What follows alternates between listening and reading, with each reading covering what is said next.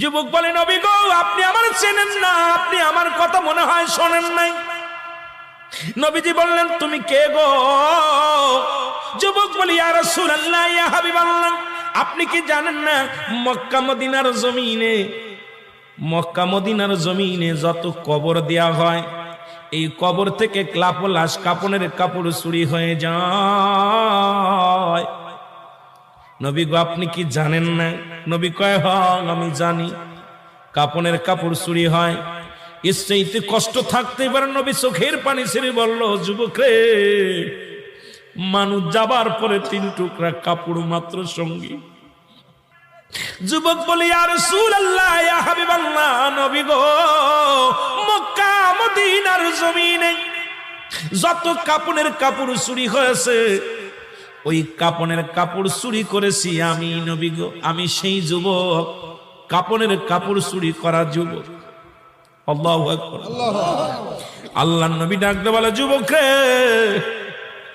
ও যুবক, শুনে নাও, তুমি কেমনে কাজটা করলা? তুমি মানুষের কাপনের কাপড় চুরি করলা। এ যুবক, দুনিয়ার মধ্যে কি আর কোনো কাজ পাও নাই? যুবক বলে, ইয়া রাসূলুল্লাহ, ইয়া হাবিবাল্লাহ, নবী গো,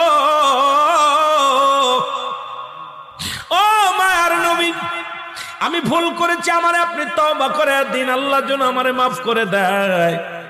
যুবক বলেন, আল্লাহর নবী বলে, যুবক রে, তুমি তওবা করো, তওবা করলে আল্লাহ মাফ করে দিবে। যুবক বলে, নবী গো,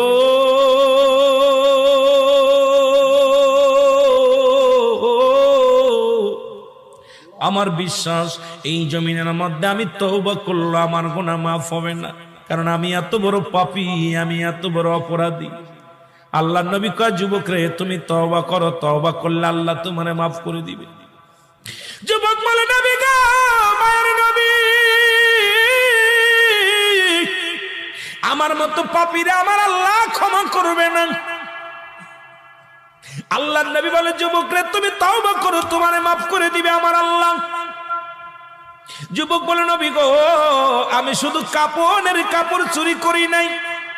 নবী গো, মক্কা মদিনা অনেক দিন যাবত মানুষ মরে না, অনেক দিন যাবত মানুষ ইন্তেকাল করে না, আমিও কাপনের কাপড় চুরি করতে পারি না, আমার ব্যবসাটাও ভালো হয় না। হঠাৎ শুনতে পারলাম পার্শ্ববর্তী এলাকার মধ্যে একটা মহিলা মারা গেছে, সুন্দরী এক যুবতী মারা গেছে। আমি দৌড়াইয়া গেলাম, নিজে তার জানাজায় শরীক হলাম, দাফনে শরীক হলাম। সারাদিন অপেক্ষা আছি কখন রাত নেমে আসবে, কাপনের